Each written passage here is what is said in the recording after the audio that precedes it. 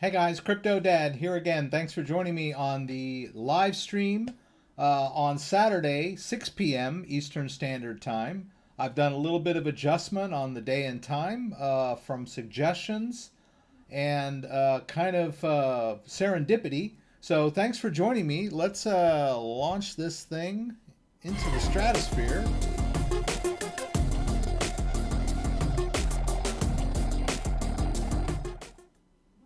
All right, thanks for joining me, guys. I'm here with the rig in the background. Glad to have you here. Feels more relaxed now that we're on Saturdays.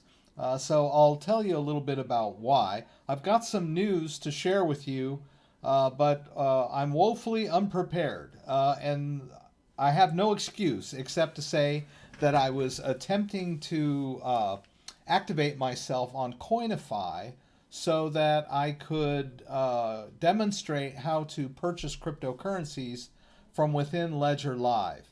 Um, but I'm not quite there yet, and I kind of lost track of time. I'm getting closer. But we'll talk about that tonight. There's a new version of Ledger Live out that allows you to trade cryptocurrencies directly in Ledger Live. Um, we'll talk about it. Okay. And then there's some other, adoption news out there. Of course, I'll be fielding questions. So it's great to have everybody here. Let's switch over to this screen and we'll go over here. Okay. I had a couple of news stories that I read today that I wanted to talk about that I thought were actually pretty cool. And I'll do those, but I generally like to put everything down in the description. Okay, pop out chat. There we go. There we go. All right, so I can say hello to who's here. I noticed there were some people here early on. I appreciate that. Tig is here. Buddy Love is here. Daniel Westra. Same bat channel, new bat time. You're dating yourself there. That's I don't know. Batman when I was a kid was my favorite show actually, and I remember that. They would always say same bat time, same bat channel. It was a campy show back then. Anyway, but that meme may have like moved itself through time to some of you younger people. KN Henry is here. Jack Blackburn is here. Fish Year 9. I'm good, thank you. Sergio is here. I'm glad to have you here. Rarobro. Morning from Brisbane, Portugal. That's really cool. Sorry I can't pronounce your name very well. These us calloused Americans. Lisa Johnson is here. Is it a good time to close out Coinbase? And if so, what's a good platform to send your Ledger coins to later? Is this a good time to close out Coinbase? And if so, what is a good platform to send Ledger coins to later? I don't know why you would want to close out Coinbase now. Maybe you're referring to the being able to buy coins from within Ledger Live. I don't know that it's time to pack up the wagons and migrate over to the new platform yet. And we'll talk about that a little bit. Samuel is here. So let me just kind of lay out for you why I've moved the time and day. Someone suggested to me in an email or a comment a week or two ago that I was running I would start at 8 p.m. Eastern Standard Time.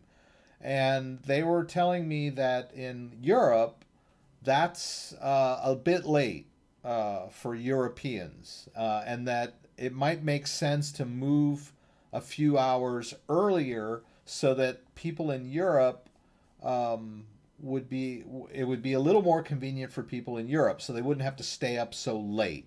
I'm not sure what the exact time is, and I'm sure there's more than one time zone in Europe, but that was the suggestion, was that I move it in a little bit earlier. It also kind of works better for me because when I did it starting at 8 and then ended at 9:30 p.m., it was a bit late in my day, to go up and watch TV and relax with my wife. So starting it a little bit earlier kind of works out on my end too, because I get done earlier and can sort of enjoy my evening with my family. And then we decided to take a short vacation up to Traverse City, Michigan, which is a really beautiful place. I recommend it for anyone that has never been there. And then we also went up to Mackinac Island. We'd never been there before, so that was pretty cool.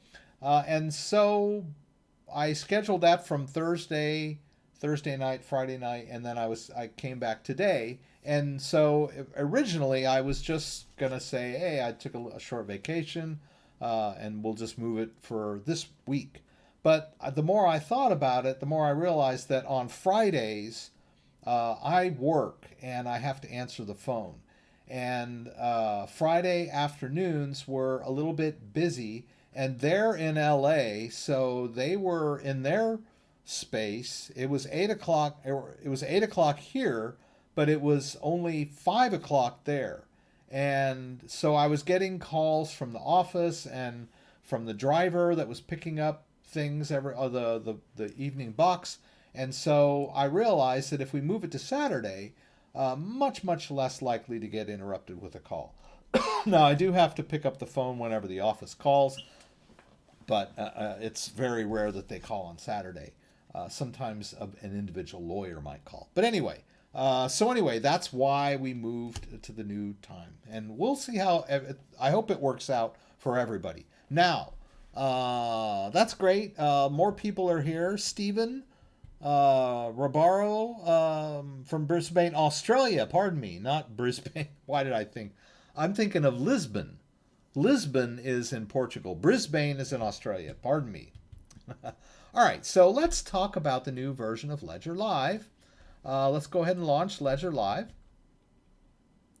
So Ledger Live has just introduced in their new version. Doggone it.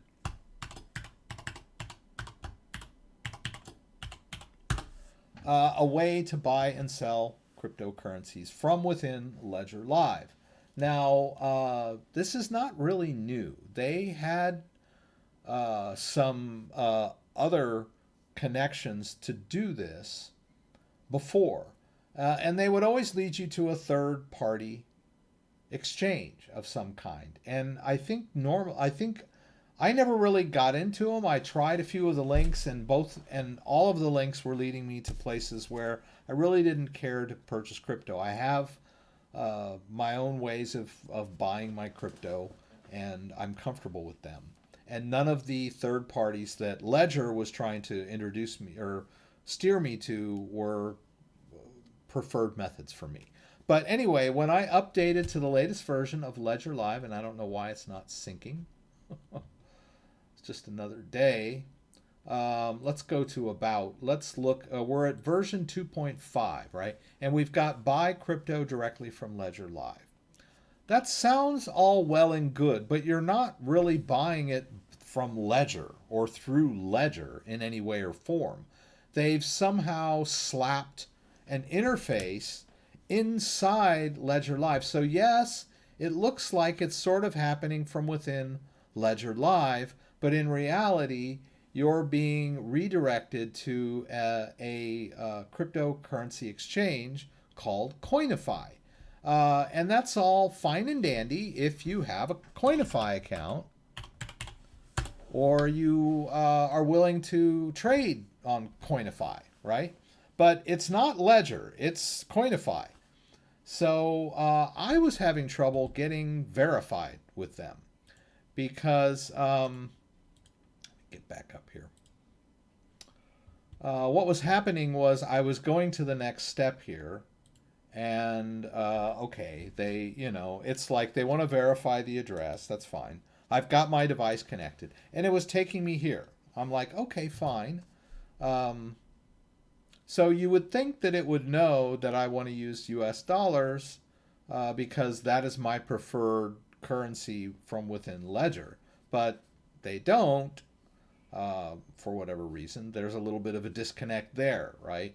But this window is the Coinify window. It's the exact same window you get when you log into Coinify. right? See, this is Coinify. So it's basically they just partnered with Coinify and somehow allowed a Coinify window to work within Ledger. So that's all, I guess, fine and dandy, but I don't use Coinify usually. And so I had to go through their KYC. Now, whether people that use Ledger really want KYC to be sort of connected to their Ledger account, that's a whole nother ball of wax too.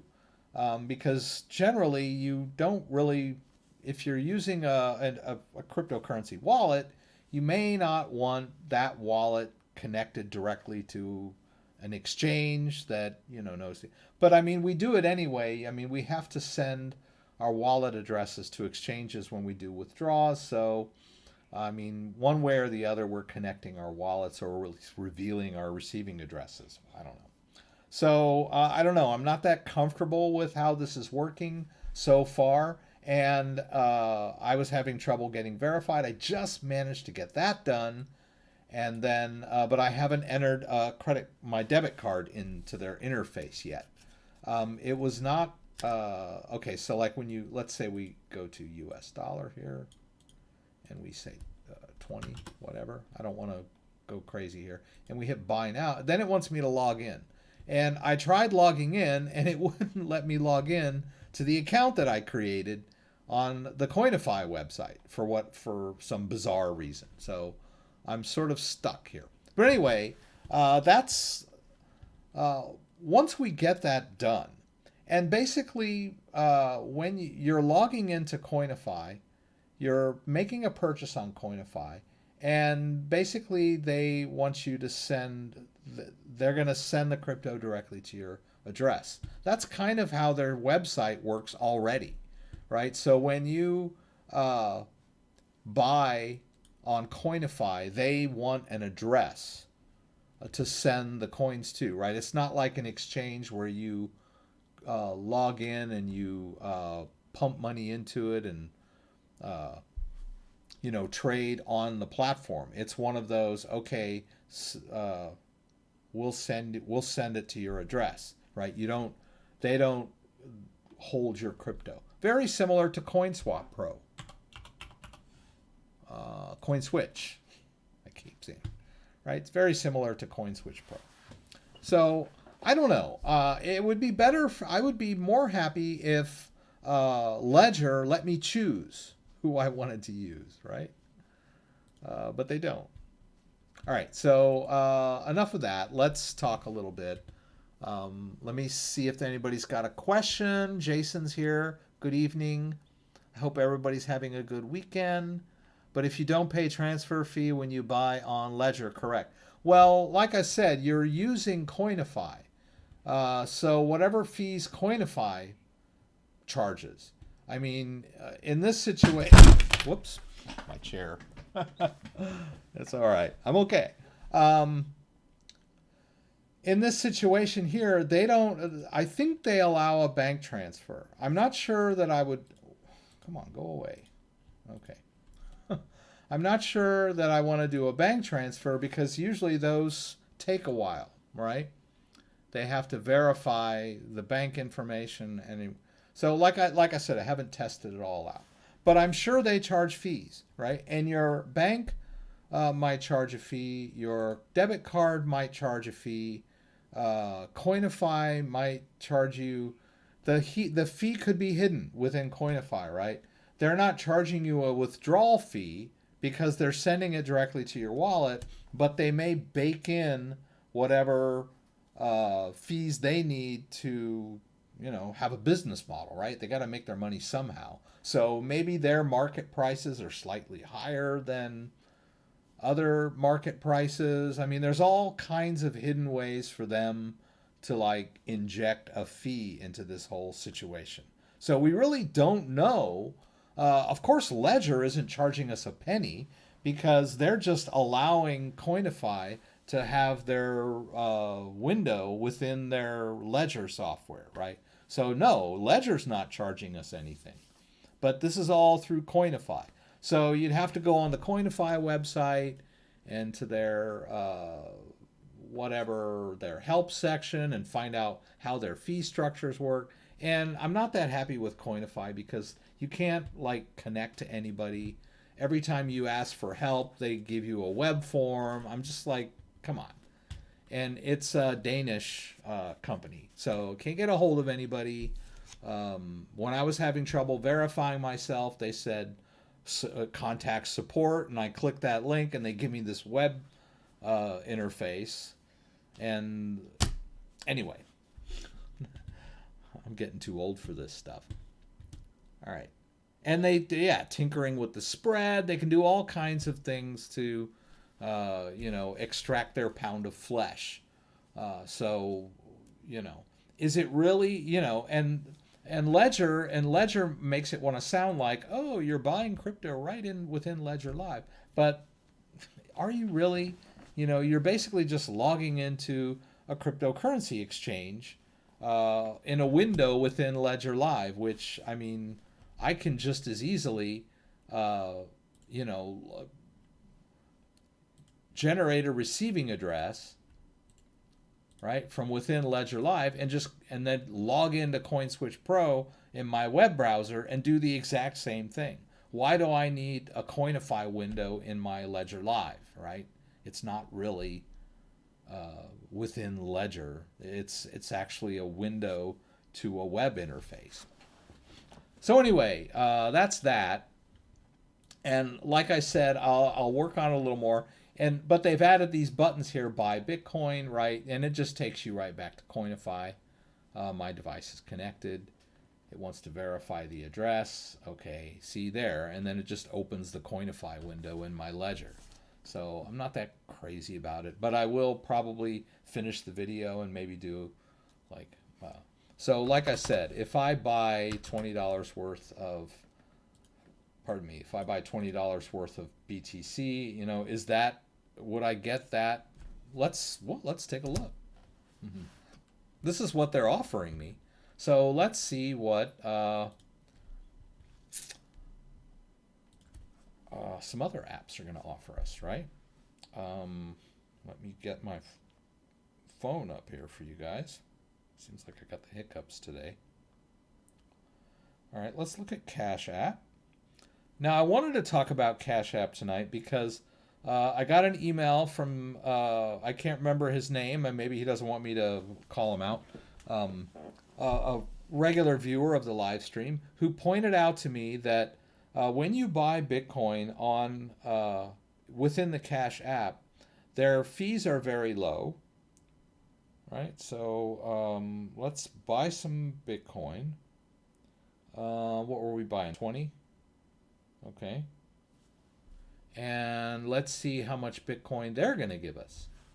0.00200761.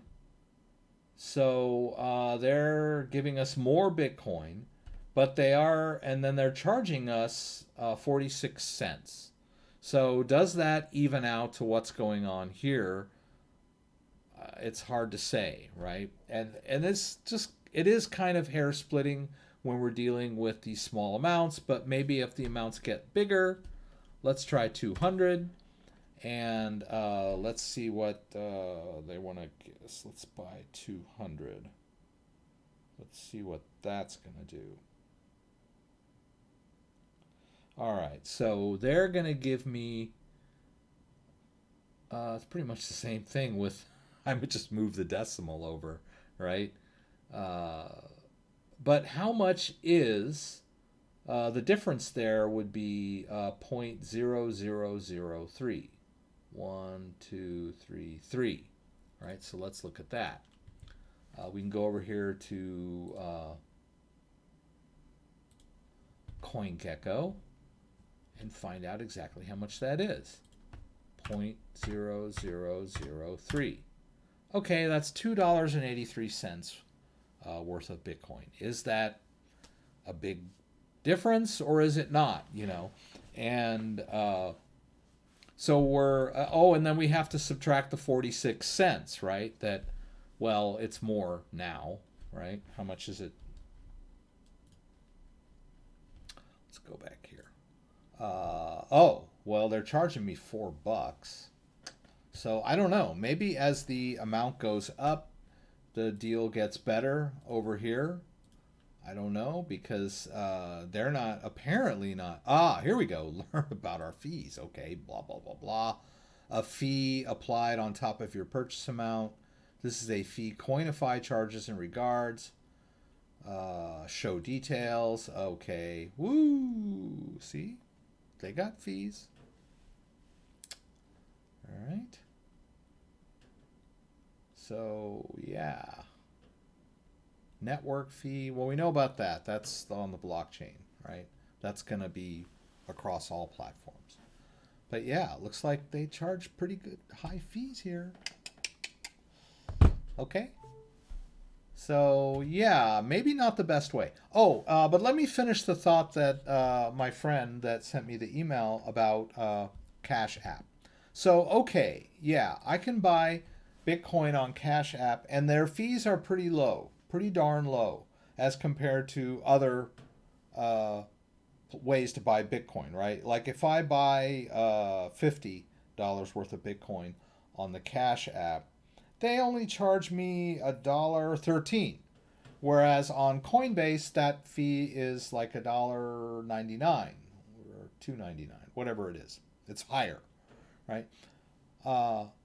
And then we also did right now.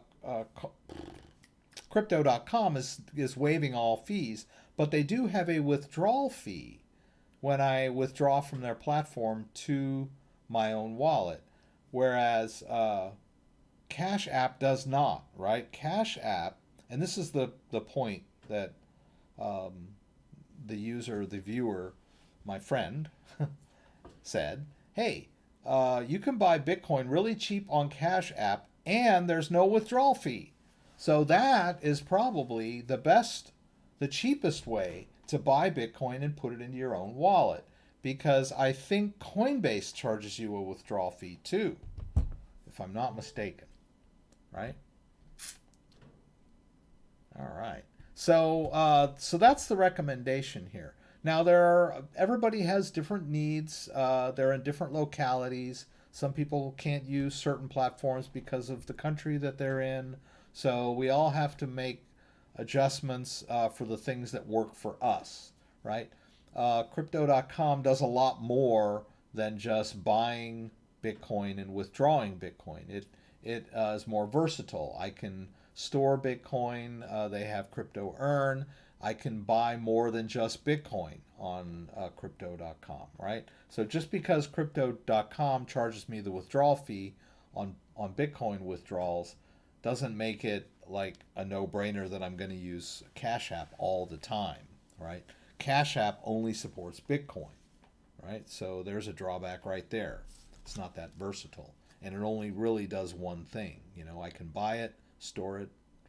Well, it does several things, but I can't really trade on the Cash App. I can't trade cryptocurrencies on the Cash App, right? So every platform has its advantages and disadvantages, right? So we got Crypto.com over here, which I highly recommend. I work with them, and I can buy and sell Bitcoin here using a debit card or a bank account, or I can trade with other cryptocurrencies that I have on their platform, and there's multiple cryptocurrencies.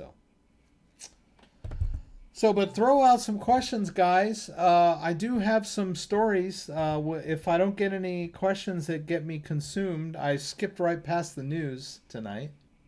Please comment on how secure is MetaMask. Can a virus access private key seed phrase if I'm unsure about my machine security? Well, okay, Menches West, if you're unsure about your machine security, then maybe you should become secure about your machine security. Maybe you should lock down your machine, get some antivirus and some anti-malware, and clean up the machine, maybe reformat your hard drive, do whatever you got to do to get your machine in shape. You got to trust your machine first and foremost before you start dabbling around in cryptocurrencies. Of all the wallets that you can use, MetaMask is the one most prone to error because it is a browser extension. So because it's a browser extension,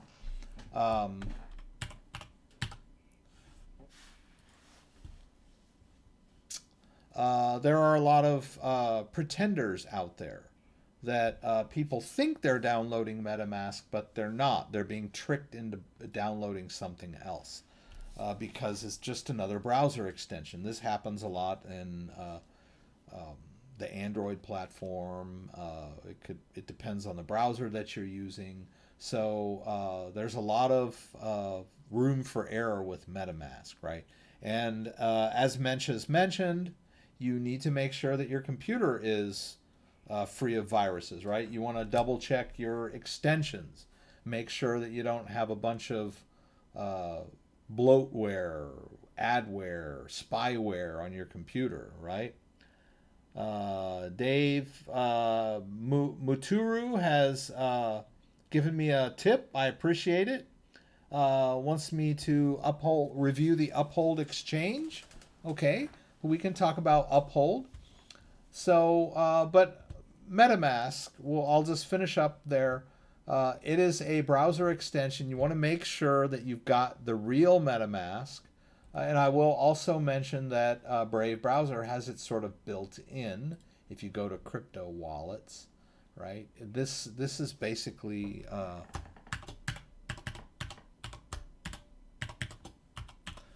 when you go over to crypto wallets, this is basically MetaMask right here, right? It runs within Brave, so that might be a better solution for you. Now, while we're on the subject of Brave browser, if we go to Brave Rewards and then we choose Withdraw Funds, you'll see that you can earn rewards within Brave and they pay you in BAT tokens, which is an ERC20 token. And you can withdraw those BAT tokens to your own wallet, but they only really have one interface, which is Uphold, right? You have to set up an Uphold account, and then you can connect it to the Brave browser.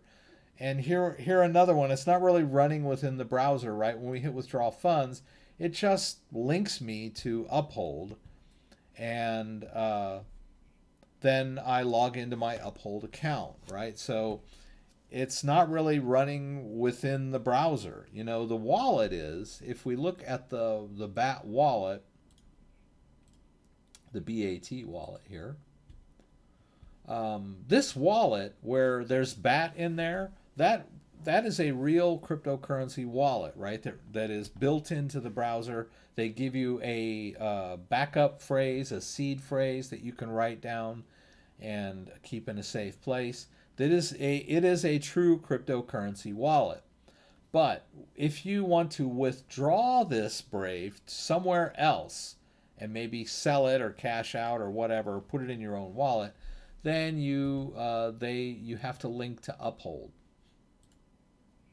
which launches in a web browser. It's not running. It's not part of the Brave browser. It just links you to their website, but it works pretty well, right? So if we look at the Uphold exchange, we want to call it that. They sort of call it a wallet, but it's not really a true cryptocurrency wallet.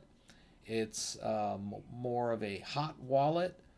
You can manage your funds and create different, they call them cards, right? So if we go to the homepage of Uphold, you can see here that I have multiple cards set up in Brave, in my Uphold account, right? There's a BTC card that holds Bitcoin. There's a Litecoin card that can hold Litecoin. And then I have various payment options that are connected that I can, like when someone tips me on YouTube, it comes into this account, right? So all of these accounts are managed within Uphold. But even though to me they look separate, I don't really know what's going on under the hood. And all of this cryptocurrency is being managed by Uphold. It's more like an exchange than a wallet. It sort of looks like a wallet to me, but it's really an exchange. Now, there are a lot of things you can do in Uphold, right? I kind of just use it for withdrawing my my BAT, and managing that. But and then I will usually send my BAT, with the BAT that I earn as a Brave creator, from Uphold to my ledger, right? That's pretty much what I do. I don't really trade within Uphold, but you can, right? You can, let's see here. Like, let's say I decide I want to buy some Bitcoin, right? Which I've never done, actually, but there's a way. Okay, so let's say I want to, what do I want to do here? I want to send, I want to buy. How do we do that? Oh, here, add funds, pardon me. Okay, so you can add funds and from a US bank account. And so basically what happens here is you can add funds to this card, and you can connect your bank account. You can say, okay, I want to add $50 to this card. It will take the money from your bank and convert it to Bitcoin and store it in this card as Bitcoin, right? And then, like, you could move the Bitcoin from this Bitcoin card. I could move the Bitcoin. Let's go back over here. I could actually fund this transaction from another card, right? So I could say, all right, why don't I move this to the Litecoin card, right? There's nothing in here, right? But if there was, I can move the Bitcoin from the Bitcoin card to the Litecoin card, and then it sort of converts it to Litecoin, or so it says, right? But it's not a Litecoin or Bitcoin in my Litecoin or Bitcoin wallet until I actually withdraw it from Uphold, right? And I can withdraw it from Uphold. Let's say I don't have a lot in here to really demo, but I could withdraw to my own wallet, like here, right? And then they're giving me all of these different types of cryptocurrency wallets that I could withdraw to, right? So I can say, okay, I'm going to withdraw to a Litecoin wallet, and then I got to put a Litecoin address in there for my Litecoin wallet. And it will convert it from BAT to Litecoin and send it to the Litecoin wallet. So it's kind of, I don't know, it sort of oversimplifies what's going on. And then there may be conversion fees and things going on under the hood that I'm not aware of, which is why I've never really been a huge fan of trading on Uphold. I believe you can simply add money directly into your bank card right there. Let me go back out here. If we go out to Uphold, there is a US dollar card. Yeah, view all cards, right? There. See, there's a US dollar card that I can actually just add dollars to directly. And then once I've done that, say from my bank account, there would be like a higher balance on the US dollar card. And then on the US dollar card, I would send to another Uphold card, right? Like I could send, okay, there's $1.90 here. I can send to the Bitcoin card, right? And all of the funds, right? There's $1.90 in there. I could actually do that, and it would convert to Bitcoin and like charge me a fee, right? There's an exchange fee. So, but I could do that, right? So you could trade on Uphold, but it's kind of wonky, right? It's kind of funky the way it works.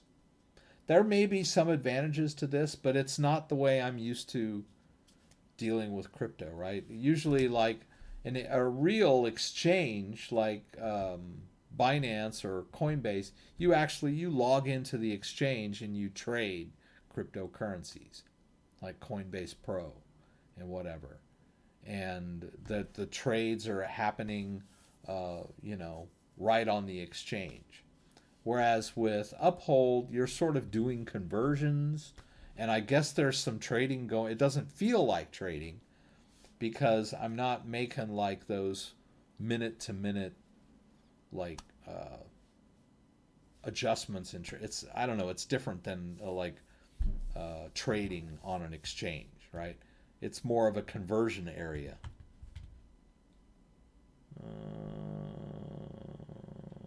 Okay, all right. So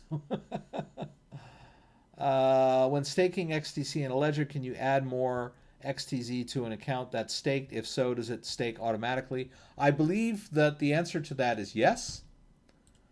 Let's go back over here.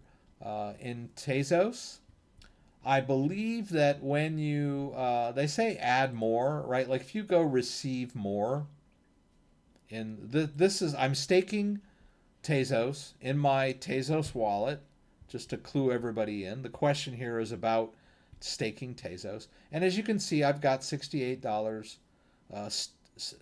worth of Tasos right now. And I've got all of it being staked. Like the total amount is being staked with Figment Network. It's been delegated, right? It's still within my own wallet, though I control the private keys. But let's say, okay, I say receive more. It basically just opens up the wallet again and asks me to open my Tasos app, and it's just going to generate a receiving address for me. Let me do this just so you can see what's going on. Here, we'll do this real quick. All right, so I need to go over to Tasos. All right, you can see there's the Tasos app. I'm just going to hit both buttons, right? And so it basically just gives me a receiving address and says, okay, send some Tasos, right? It's pretty much the same thing that would happen if I just deposited some Tasos in here. So I think the consensus here, let's hit accept. The consensus is that if I just hit receive and send some Tasos in, right, it's going to be the same result, right? So we're thinking, and I haven't done it, so I can't confirm it 100%, but my thinking here is if you've already got your balance delegated, your full balance delegated, that if you add more Tasos into the wallet, it will automatically get delegated along with your existing balance. And the Tasos rewards tend to support that, because the Tasos rewards that I've been receiving, which are very small, as you can see, but I have been receiving them for a few months now, several months. They just get folded into the total balance and delegated, right? There's not like a balance. There's not like a separate balance that says undelegated, right? Everything that comes into the wallet gets automatically delegated to Figment Network. Now, if you, let's say that we chose a different delegator.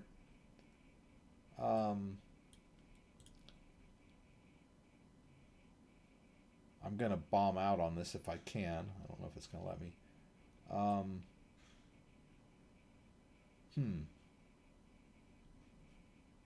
I don't know.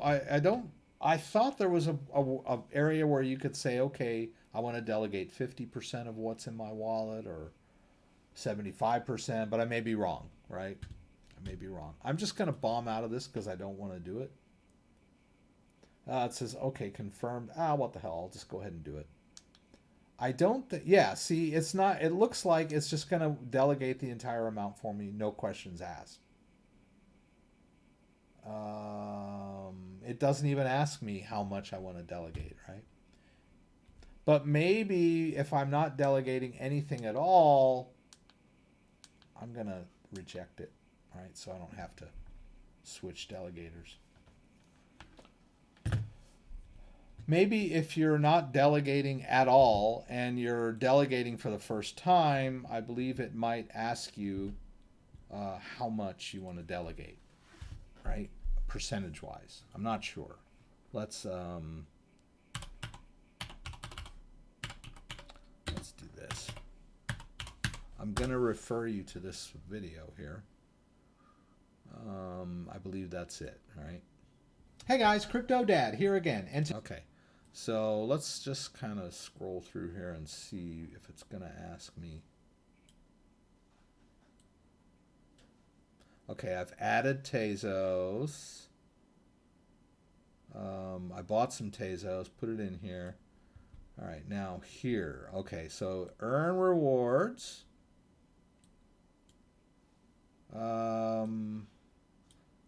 Let's see. I just want to see if it ever asks me how much. All right, I talked about which staking you want to use, blah, blah, blah. Talked a little bit. But did it ever ask me how much? I don't think so. Let's look here.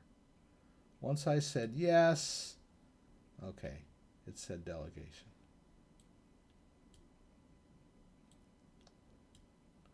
As far as I can see, you don't get a choice as to the way the wallet works. You either delegate it all or you don't delegate it all. I didn't see where it asked me how much I wanted to delegate, if I wanted to delegate part of the wallet, right? Now, if I had a bunch of Tasos and I didn't want to delegate it all, I could create multiple Tasos accounts in Ledger Live and then only delegate part of them, right? But it looks like from within one account, you can you either delegate all of it or none of it, right? There's no I want to delegate 50% of this, right? It looks like it's an all or nothing. And any more Tasos that you put into this wallet will automatically start being delegated along with the rest of it. Yeah. So a lot of people interested in staking. Tasos is the only true. You can do Tron too. I'm not a huge fan of Tron, but you can also earn rewards within your Ledger Live wallet with Tron as well. But I'm not a huge fan of the way it works. But so far as I know, right now, those are the only two cryptocurrencies that you can stake directly within Ledger Live, right? And the other big one is Cardano, but you cannot store it in Ledger Live. You can't manage it in Ledger Live. You can store the private key of a Cardano wallet on your Ledger, but you have to use a third party like Adalite or Yori. And there may be a way to stake within Yori with an ADA key. I'm not sure. Possibly. But really, if you're going to stake your ADA, the best bet would be the Daedalus wallet for staking your ADA. Right? But it's not active yet, so you can't do it. So if you want to stake, there are other wallets that allow you to stake. You can stake using Trust Wallet as well. And if you're in Trust Wallet and you go over to Finance, you can see that they'll allow you to stake Tron, Cosmos, Tasos, Allegorand, or Kava. You can stake those 5 within Trust Wallet.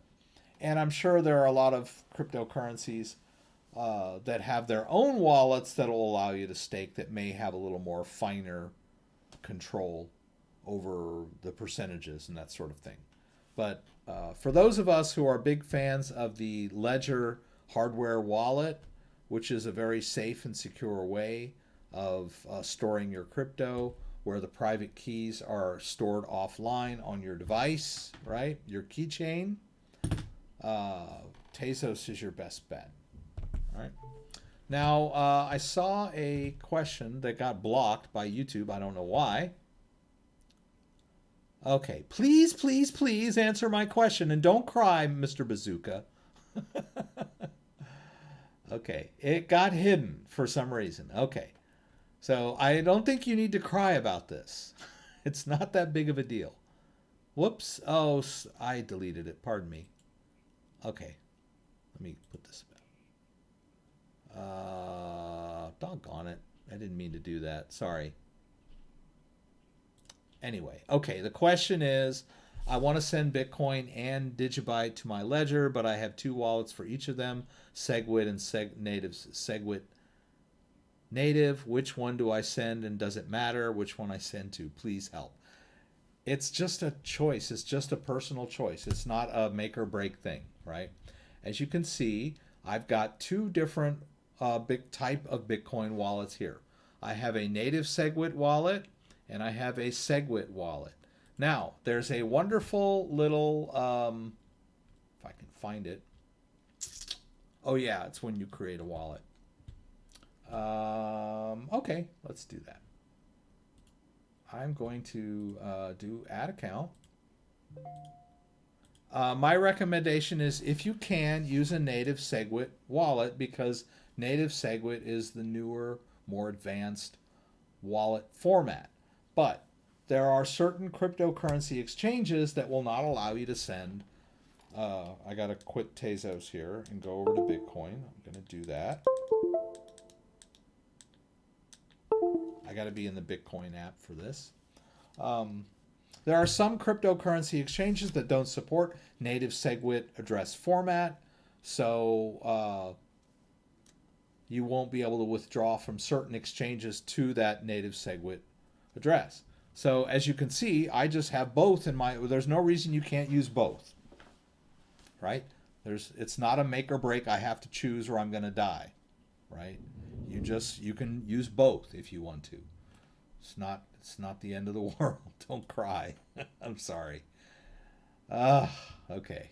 All right. Right here. SegWit or native SegWit. Here's the page where it explains the difference between the two. They're just two different formats for storing Bitcoin, right? And sending and receiving Bitcoin. So check out that article. It explains what they are. Digibyte, I don't know if Digibyte has a native SegWit or SegWit. Like, let's go ahead and add a Digibyte address. Scott would love that.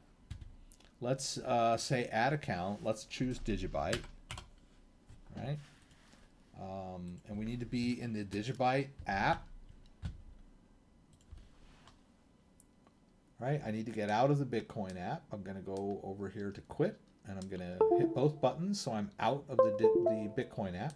Then I'm going to go over to my Digibyte app, if it's in here, hopefully. It may or may not be, but if it's not, we can add it, right? And it's not. Okay, not to worry. We'll just add it. Let's go over to Manager. All right, it wants me to allow Ledger Manager. Right, and let's install the Digibyte app, right? Digi. Right, there it is. I'm going to install it on my device. Now, when you install an app on your device, it uses your master private key that you, when you initialize the device. That's your 24-word recovery phrase. And so after it does that, it's giving me this. I can go over here. Okay. All right, so there's Digibyte. Right? It wants me to create an empty Digibyte account because I just added the app on my device. So I'm going to hit continue, and it's going to scan my device. Now, if there are no Digibyte wallets that I've ever created on this device, it will generate one. If I've, in the past, used this device to generate a Digibyte account before, it will see that account and ask me if I just want to use that account again. Right? Open the Digibyte app. It's talking to me and I'm not listening. Right? So let's go over to the Digibyte app. And guys, this is a common mistake. People are always sending me questions saying, hey, I'm trying to do X and it just sits there. I'm like, look at your device. Your device is probably asking you a question. The interface on Ledger Live has gotten better now. It's like telling you, hey, open up the app. All right, so it's going to scan my device.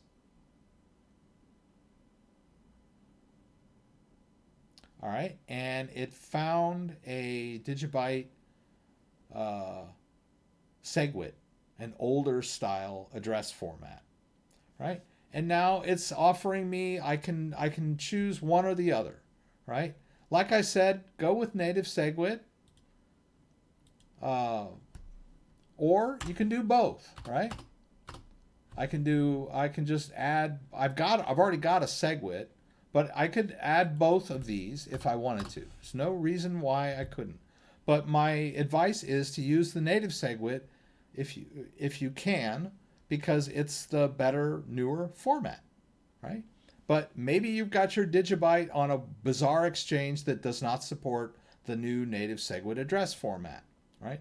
Let's just go ahead and use the new native SegWit and my old SegWit account, the old one that was already in there, right? Close. All right, so now we've got two Digibyte accounts. Let's take a look at what happens when I say receive, right? If I hit receive, that's the Digibyte address, right? Starts with SHDC, whatever, right? Let's go to the other account and do the same thing. Let's do receive on that guy. And, oh, okay. Right? See, it's longer and it starts with DGB1. That is the Digibyte native SegWit, right? So my answer to your question, your plea, is use native SegWit. Unless, of course, you've got an exchange that does not support the native SegWit address. And you will know if you take this address and you try to do a withdrawal and the exchange says, I don't recognize that as a Digibyte address. Then in that case, then you could just have both accounts. Make it go away.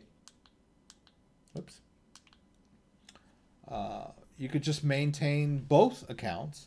And if it won't let you withdraw to the native SegWit account, you'll just withdraw to the SegWit account, right? I do that all the time with Bitcoin, right?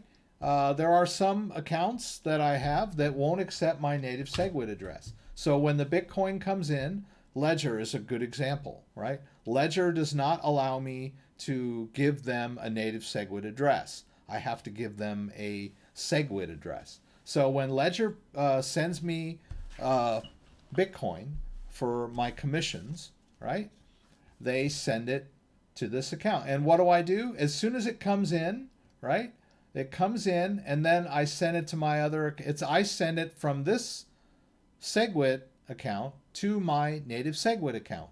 I just combine it, right? You can manage it, right? I tend to try to store everything in my Bitcoin native SegWit account. And all of the Bitcoin that I bring into my SegWit account, I just transfer over to the native SegWit. Because Ledger can go both ways, right? From one account to another. I can send from my native SegWit to my SegWit, or I can send from my SegWit to my native SegWit. I can do both. I can go back and forth. It's the only reason you need to have a SegWit account is, like I said, there are some exchanges and some services that when you say, hey, send me some Bitcoin, and you give them a native SegWit address, they'll say, ooh, I don't know what to do with that. So you need to have both or just the one. If you can get by with just the native SegWit, then get by with just the native SegWit. Right. And then, like I said, read that little article there that I posted, which explains the difference between them. All right. Oh, I got some spammers. Okay. See, I'm talking too much. So I'll just have to blackball you. Okay. I'll have to blackball this jerk. J.A. There we go. Got rid of that guy. Okay. All right. David Moon 2 is happy. Thank you. I hope that helped, David. Can't type tonight for some reason. Okay. Would you stake BTC on BlockFi? That's a good question. So when we talk about staking, there are two, pure staking, the way I understand it and the way I would explain it to you, is that pure staking is done from within a wallet where you control the private key. That's pure staking. When an exchange says, oh, you can stake on our exchange, that's not really staking. That's just allowing them to use your cryptocurrency and they're paying you interest. That's depositing it somewhere, and they're holding it for you and paying you interest. And you can earn Bitcoin that way. That's great, right? If you want to do that. But just keep in mind that it is not your Bitcoin when you have it on their exchange, right? It's their Bitcoin. They're just using it, right?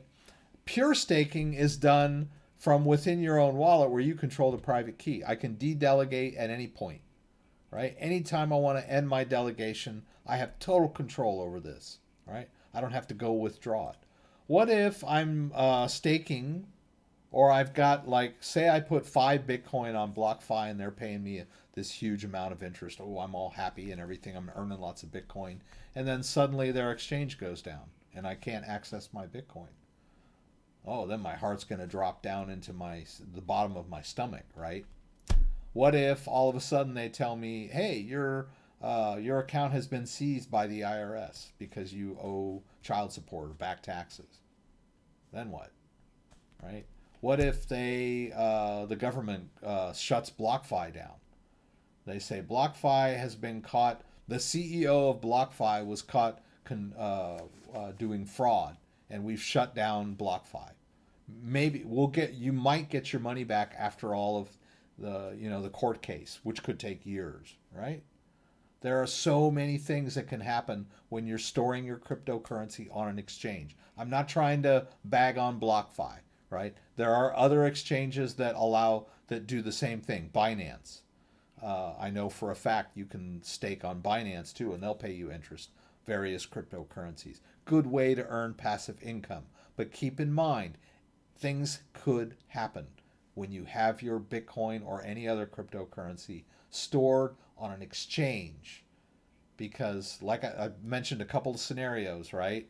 The exchange could go down. The exchange could get hacked. The exchange could get seized by whatever jurisdiction they're in, right? They could get sued by the SEC. There's so many things that could happen when you have your crypto on an exchange, right? So just keep that in mind. But the same thing could happen with a bank, right? We all tend to trust banks, right? You put your money in a bank, and when you go out to eat in a restaurant, you use your debit card, you expect it to work, right? But things could happen at the bank, right? You could go to the ATM one day, and the ATM could say out of service, right? And that's kind of a hassle, right? I got to drive down to the other ATM, which is out of my way, and I'm in a hurry, right? So, or, we could wake up one day and everybody's rushing to the bank to get their money out because the banks are collapsing, right? And the line for the ATM is around the block, right? Those things happened in Greece. They happened in Lebanon, right? All of a sudden the bank could say, we just decided that, in order to preserve, the financial system, for your own good, you can only withdraw $200 a week from your bank account, right? Even though you've got 50 grand in there, right? Things can happen with a bank too. So I'm not trying to bag on exchanges. I'm just saying when you've got your money in someone else's possession, things could happen that would, that's what the great thing about cryptocurrency is, that you're controlling it with your own wallet, right? It's in my ledger. I've got my ledger safe and secure. It's backed up, right? All right. Okay, sorry guys. I'm trying to. Daniel, thanks for the $2. I appreciate you. A Bazooka. Oh, now you're laughing, crying. Okay, that's cool. Is crypto.com a safe place to buy BTC? Also, how easy is it to buy and sell on that site? Can you day trade kind of the highs and lows daily on BTC on crypto.com, or is Coinbase better? Well, there's Coinbase proper is not really the greatest trading site, but Coinbase Pro is pretty good, right? If you're a day trader, right? If you're making those split-second trades. Now, you can also do that on crypto.com. It's more convenient than an exchange, right? We're talking about crypto.com, which we can do right on our phone, right? So the cool thing about crypto.com is, maybe I don't have that fine-tuned uh, you know, like all the features of a an exchange with all like stop loss and uh, limit order. I think when you trade on crypto.com, it's pretty much a market order, right? So like if I decide, okay, let's say, okay, I want to buy some CRO. If I say buy CRO and I choose to trade from my true US dollar, right, like that. I think I need at least 300, right? I could make this, but and then they're going to give me a confirmation screen. They're going to tell me, okay, this is how much you're going to get. That's the rate, the conversion rate, and blah, blah, blah. So, yeah, you can trade, but it may not have all that fine-grained control that a day trader might want, right? The stop loss and the limit and all that other stuff that, you know, the high, you know, you sell when when it gets to a certain point, uh, or you buy it when it gets to a certain price, that kind of stuff. You don't have all that fine-grained control. But you do have the convenience of being able to make that trade anywhere, right? So let's say you're at a restaurant and you know, you're with some friends and you don't want to rush home to make a trade, but you see that, hey, Bitcoin is plunging or whatever, right? Or whatever coin you own. And you're like, I want to get out of this coin right now. You can do it right from your phone, right? So there are advantages and disadvantages to trading on a website as opposed to a phone-based app. There are a lot of cryptocurrency exchanges like Binance that have apps that you can use and you can trade directly on your phone, even if you have a Binance account, right? So I don't know, if you're a day trader, you might want to use the crypto.com exchange, but that exchange is not supported for people in the US. So if you're in Europe, you should use the crypto.com exchange where you've got more tools, right? I'm not sure where you're at. Crypto.com, right?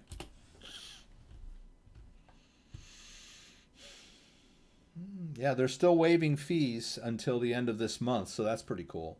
But yeah, you could just sign up for an exchange account, but it's not connected to your app account, right? I believe they're like separate, uh, you know, accounts, right? You would, but yeah, you can trade. Crypto.com has an exchange where you've got more trading tools for day trading, right? Right.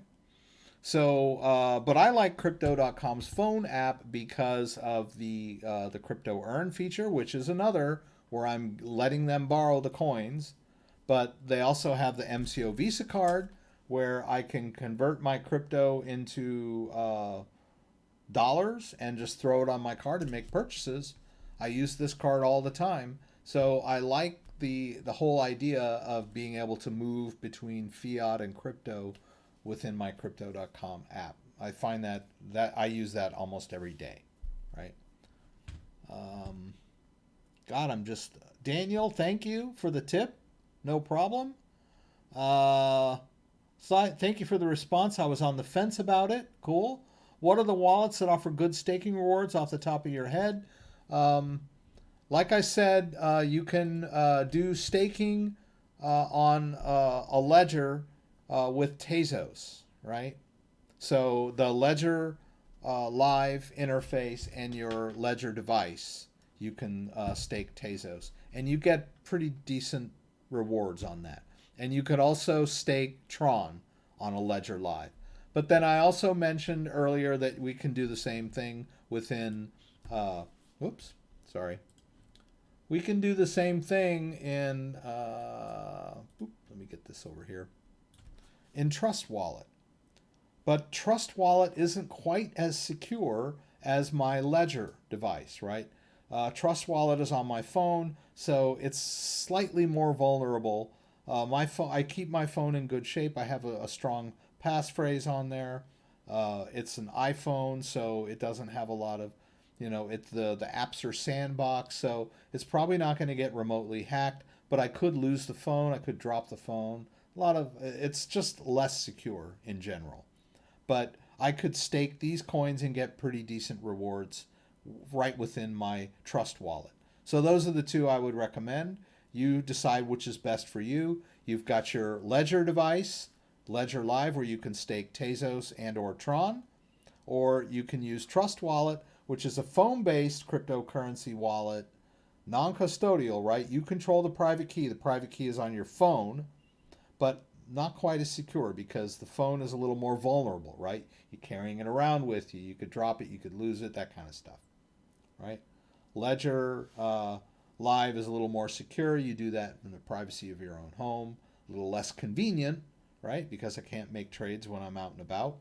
Actually, Ledger Live has a phone-based app that will also allow me to move cryptocurrency around as well, as long as I carry the device with me, right?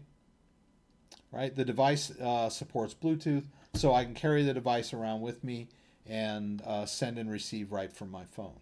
But like, we don't trade directly on Ledger unless we're doing that new thing with Coinify, which I'm not totally sold on yet. Can you stake anything else on Ledger Live? Just those two cryptos. Right now, as far as I'm aware, and I'm pretty up on this, those are the only two right now. Tasos and Tron are the only two that you can stake on Ledger Live, right? I don't think there are any others. That'd be the way to go. If you want control of the keys, I'm going to do Tasos for fun. I'm using US dollar, Nexo for 8%. That's pretty cool.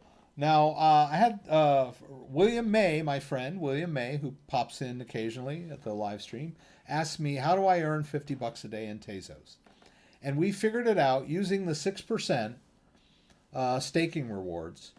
Which is that 6% is a AP, annual percentage, right? So we took that $50, we multiplied it times 365, and we got that reward amount that we want, that yearly reward amount. And then we converted that, we divided by 6 so we could get the 1% and multiplied by 100. And then we figured that in order to, this is a rough estimate, but in order to earn $50 a day in Tasos staking rewards, you would need to buy approximately $300 worth of Tasos and store it in your wallet, right? And then you could stake. Now that would be very secure, right? But that's a lot of money to throw into Tasos, which money that I don't have, but maybe you do. And that would earn you approximately $50 a day staking rewards. That's the way we figured it, right? If you want to do it that way. But there are some caveats to that, right? What if the price of Tasos free falls down to 0? Then not only are you not getting those rewards anymore, because 6% of 0 is 0. Your principal's gone too, right? So that's something to think about. But it's probably not very likely that Tasos is going to go to 0. It's probably more likely that the base price of Tasos will increase. So then your $400,000 worth of Tasos that you're earning rewards on might end up being worth more than $400,000, right? It might be worth $500,000, $600,000, $700,000, right? This is just dreaming on my part. But that's a possibility, right? The price of Tasos could go up or down, all right? But that's just kind of a fun fact that I like to throw out. If you're looking to earn $50 a day in passive income, that's one way to do it. It does not come without risks, but it is one way to do it, and that's a pretty secure. You're minimizing your risks there because you control the private key, and the rewards are coming right into your wallet. So it's a pretty cool way to earn some passive income, staking. But you need some initial principal, right? You might just be happy with buying $500 worth of Tasos and earning, a few 25 cents every other day, right? However you want to do it. Got the Nano S because I thought you could. Okay, cool. Yeah, you should be able to do it with an S, right? The Nano S or the Nano X will work just fine for either Tasos or Tron. right? You can do it. Okay, LOL. Ethereum nodes. I'm not a. I probably could set up a node of my own if I wanted to, but first of all, you need technical expertise in order to do that. It's not just like with the click of a mouse, right? You don't set up a node with the click of a mouse. Some people say that. I'm not really a big fan of that term, click up with the click of a mouse, right? There's more to it than just the click of a mouse, right? But let's say I've got the technical expertise to set up an Ethereum node or any other kind of node, right? A Cardano node, a Tasos node, a Tron node, right? If I wanted to do that on my computer. Well, if I had the technical expertise, then I got to think about the bandwidth that I'm going to be using, right? So there's going to be information coming and going on my computer across the internet. My internet service provider might tell me that I've exceeded my quota for the month and charge me more, right? So we got to think about the bandwidth that we're using to maintain that node, right? Not to mention your time and effort to maintain the node. Even if you've got the technical expertise to set up the node initially, there's a lot of additional maintenance that goes into maintaining a node, right? The node could go down and you got to figure out what's wrong. You got to get it back up and running and, troubleshoot it and all that stuff, right? And then all of that already that we've thought, we've also got the additional hassle of maintaining our computer 24/7, right? Because you're going to have your computer on 24/7. So what if you live in a studio apartment? You got that computer humming 24/7. You got a girl over, you're having some wine or whatever, and she's like, "What is that noise?" And you're like, "Oh, my computer's, running a Ethereum node, right? And, I'm really cranking it, so my fans are on high." And she's like, "That's really annoying." You're like, "Oh, yeah, but I'm earning money." Or, "Yeah, you're going to look like a dork."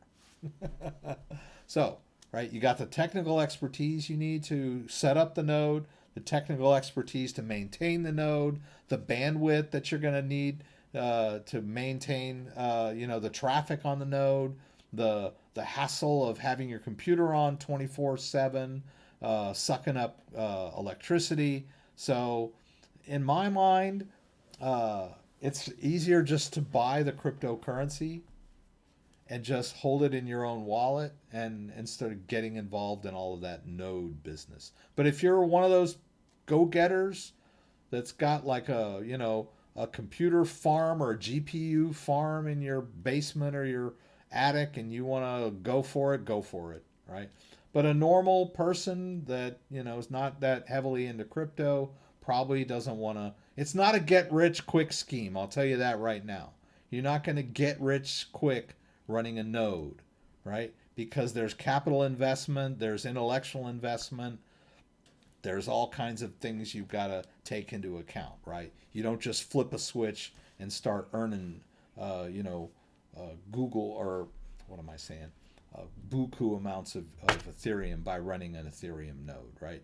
You got to have a high-end machine. You got to have a lot of GPUs. Probably need more than one machine to make it worth your while. And then you got to maintain all these machines and, all this noise. And yeah, I hate to rain on your parade, but it's not a get-rich-quick scheme. All right. Okay. It's 18,000 realistic. I'm not much of a investment website. I'm more of a how-to. And I haven't even moved any crypto today. I've just been trying to answer your questions as quick as you're bringing them in. Maybe I should buy a little crypto on the Cash App and show you guys how to do that. But let me just hit these. Staking ETH when it's possible. I know you need 32 ETH. So you have to run your own node.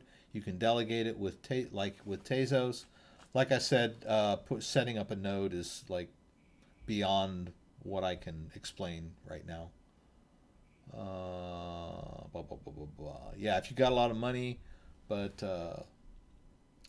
it's not for the faint of heart. Well, let's put it that way. Can you use Ledger Live app on your phone only when using Ledger Nano S? It is just for Ledger Nano X. I know the Nano S does not have Bluetooth, but can you use it with the apps? Thank you. Yes, you can. They make this little thing here that will allow you to connect your Ledger Nano S to your phone, right? So you could do it that way.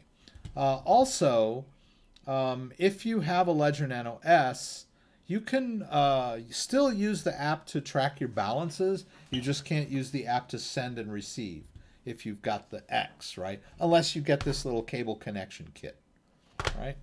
I could, let's just assume that this is all connected to a Ledger Nano S. I could just export the accounts directly to my app.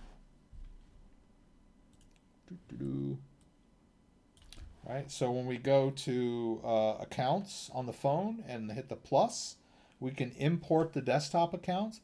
So this is a quick and easy way to just export the accounts from home, right, onto the phone so that I could monitor whatever cryptocurrencies I happen to have.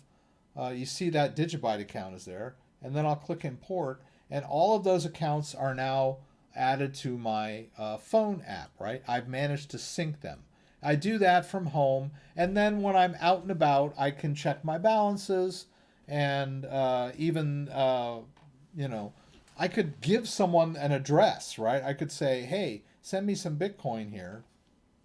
Don't have device, right? I could say, here's my Bitcoin address, and they could actually send me Bitcoin, and I could look at it and see it come in on my phone. All without having to use the device, right?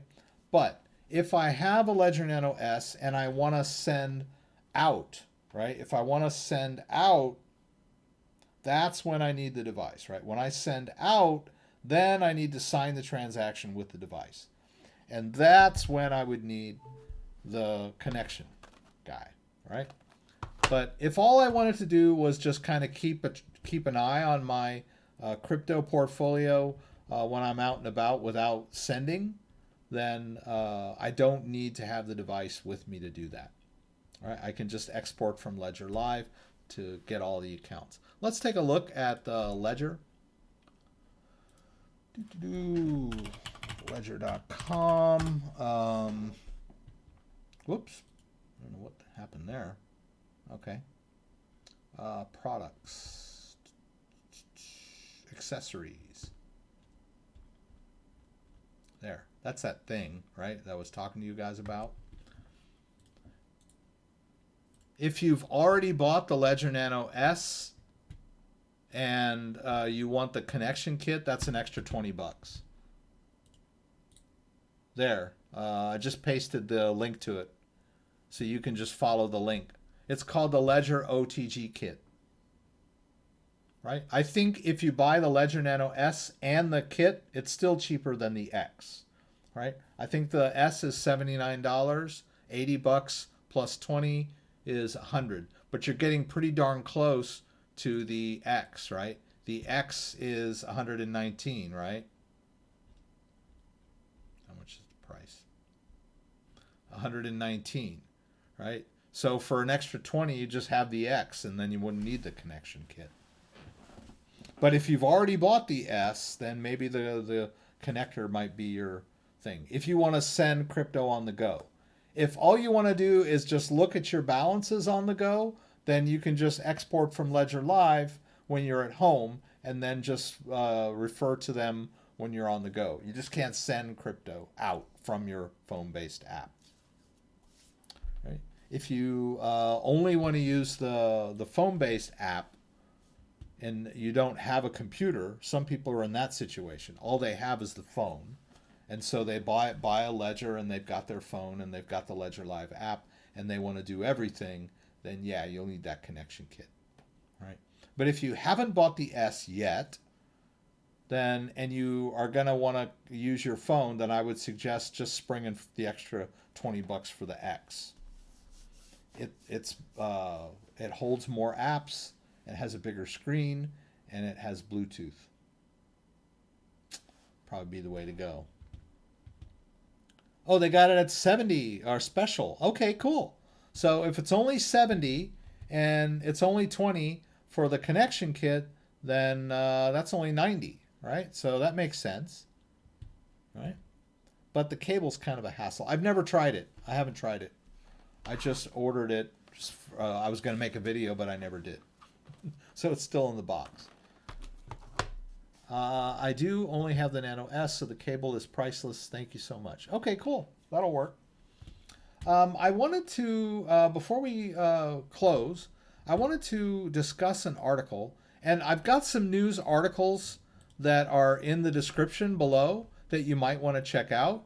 The German stock exchange will list Bitcoin ETP, exchange traded product. We're getting closer to the exchange traded fund in the US, right? But this is pretty big news. Whales move Bitcoin. The question is why. Coinbase exploring support for 18 new digital assets. I didn't really get a chance to talk about the news today. I got a little flustered. We jumped right into questions. But also, there were some other articles that I read, and this one, recipe for a financial disaster.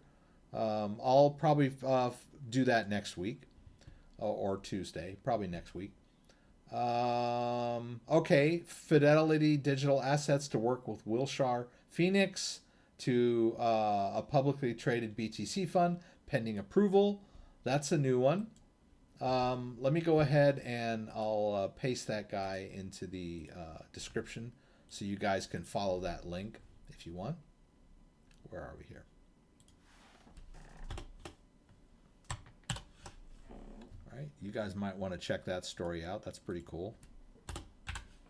I'll leave that for everybody that wants to. Wee, that's pretty crazy.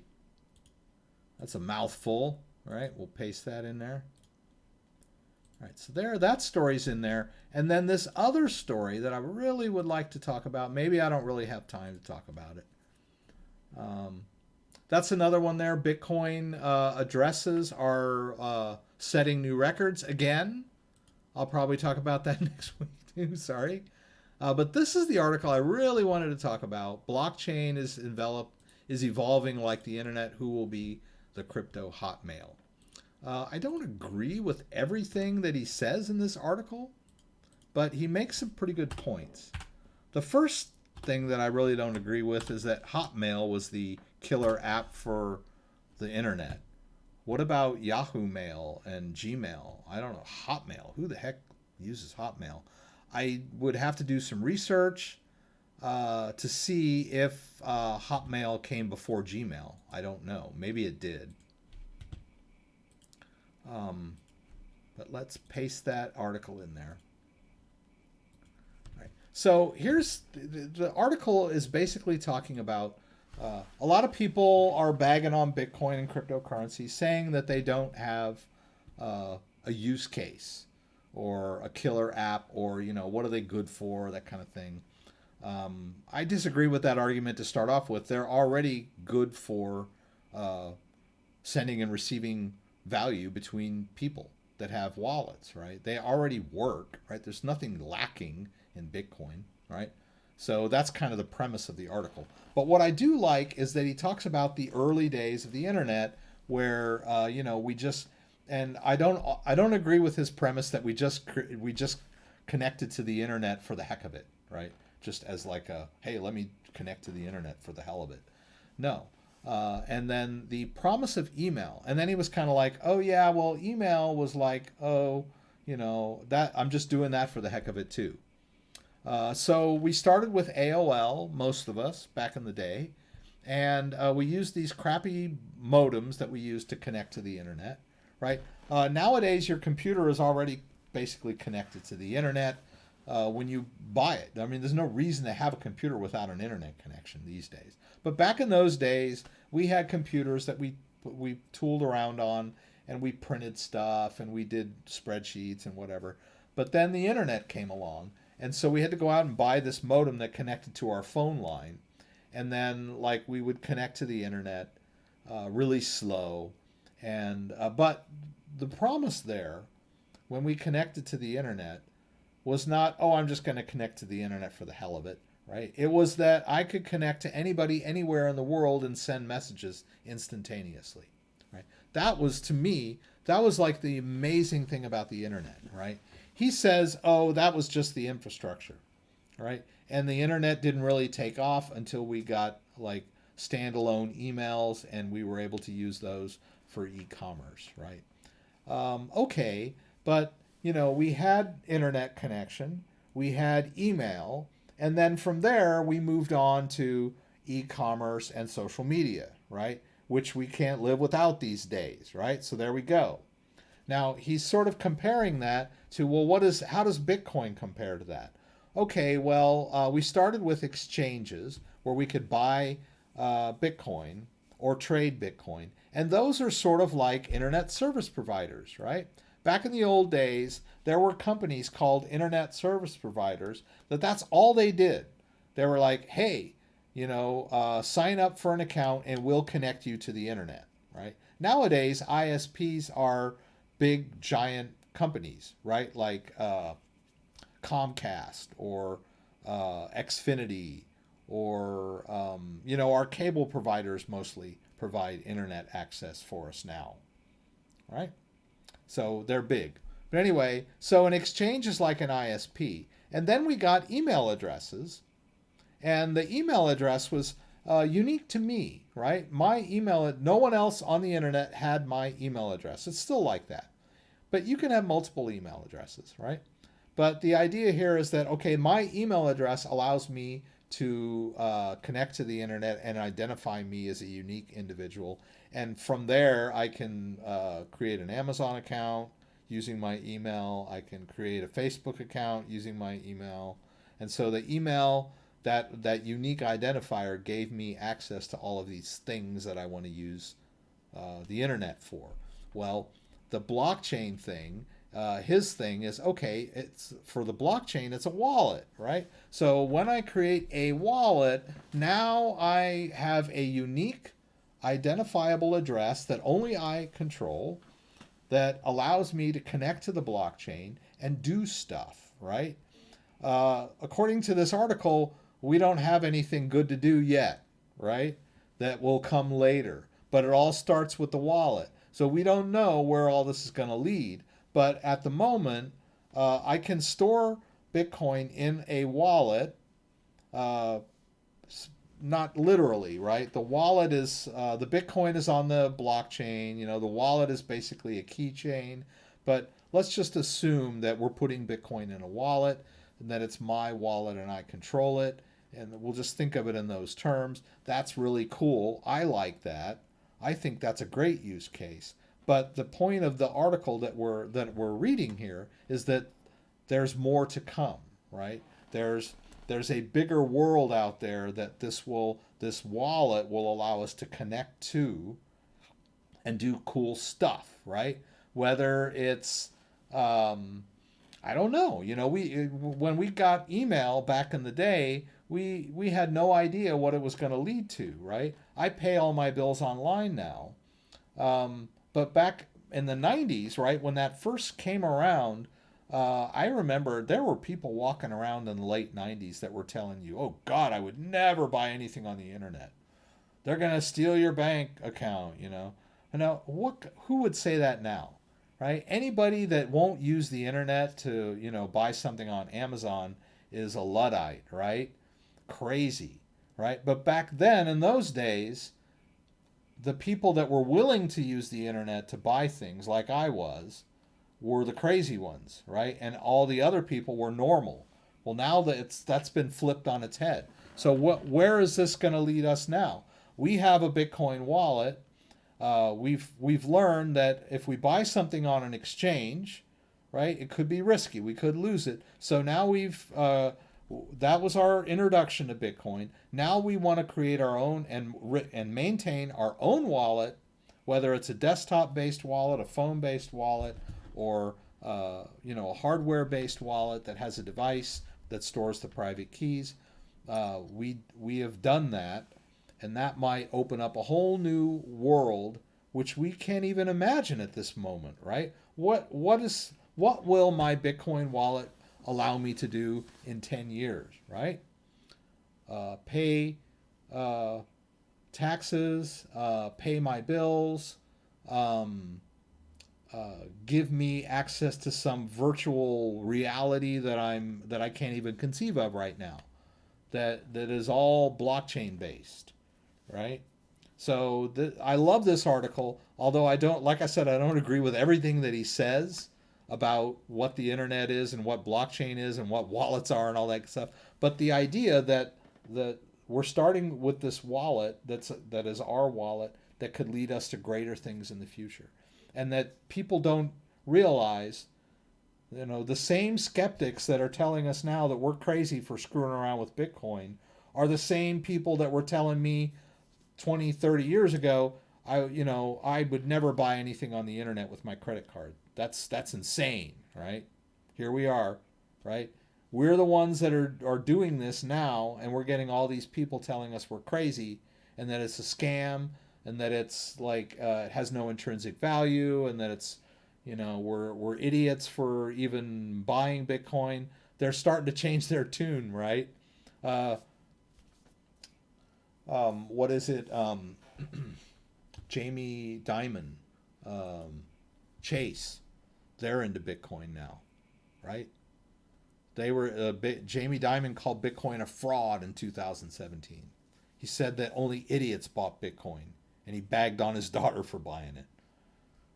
Not a great father, if you ask me, but that was his position in 2017. And then in 2018, he was having secret meetings with the CEOs of Coinbase to get into the crypto thing, right? He wanted to fund Coinbase. Yeah. All right, cool. I haven't checked in a while, so good info. It seems like it's been on sale a few times. Okay, yeah. So I hope you guys get that ledger and it works out good for you. Um, these are very secure ways to store your cryptocurrency, right? They are not so much wallets as they are keychains, but I believe in them, right? Not too crazy about this whole buy crypto within Ledger. I'll work on it a little more, see if I can get that straightened out and make it work right. Um, I didn't buy any Bitcoin today with my phone and transfer it to a wallet, but I'll remember to do that next time.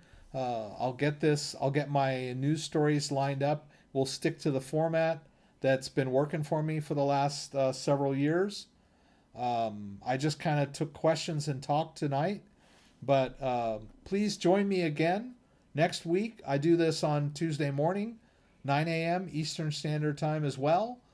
We kind of stick to how Bitcoin works, how wallets work, that kind of thing. But this one is a more open-ended discussion, Q&A. I hope that I was able to help some people tonight with some burning questions. And I hope that all of you that were tuning in for the first time, because I was at a more convenient day and time for you, will continue to tune in. Uh, Good stuff. Shout out from Colorado. Thank you for help setting up my Nano X. $280 on my ledger. Yay, that's great. Cool. Hi Rex, how do you see the future of U.S. Tether considering not conducting regular audits, questionable full collateral banking, potential conflict of interest among top management? There were a lot of people bagging on Tether. I think Tether's here to stay. Um, this whole you weren't backing your Tether with U.S. dollars one on one is kind of a hollow argument coming from banks who lend out like 10 times the amount of money that they actually have on deposit. Banks don't even back their own dollars one on one, right? So to accuse Tether of underfunding their is a bit of a hollow argument. But I think Tether's here to stay, and that a lot of the traditional financial world are going to try to pick their business practices apart. But like Tether is a U.S. dollar pegged cryptocurrency that people can use to, keep their crypto liquid and lock in their profits and that sort of stuff. It's not going anywhere. All right. Thank you, Thomas. My hope my soul is genuine too. All right. I'm going to sign off today. I was a little eclectic. But it's cool. It's still light. There's still plenty of time left to go have dinner and watch TV with my wife tonight. So I'm going to bid you all farewell. Don't forget, I do this every Saturday. Ooh, I'm going to have to change that, right? To change this icon. It's not Friday anymore. Let's get out of here. Right, let's just go over this guy. We'll do this Saturday, 6 p.m. Eastern Standard Time. Please join me again for the live Q&A from Michigan, where you can throw out questions. I'll do my best to get them answered. If you like this video, give me a thumbs up. If you'd like to subscribe to my channel, I would appreciate it. When you subscribe, there's a little bell that you can click that will allow you to be alerted whenever I post new content. Once again, thanks for joining me, and hope to see you again soon. And if I missed your question, throw it in the comments of this video, and I go through those later too. So I don't like to leave anybody out. So throw your questions in the comments, and or join me again. Look forward to seeing everybody again.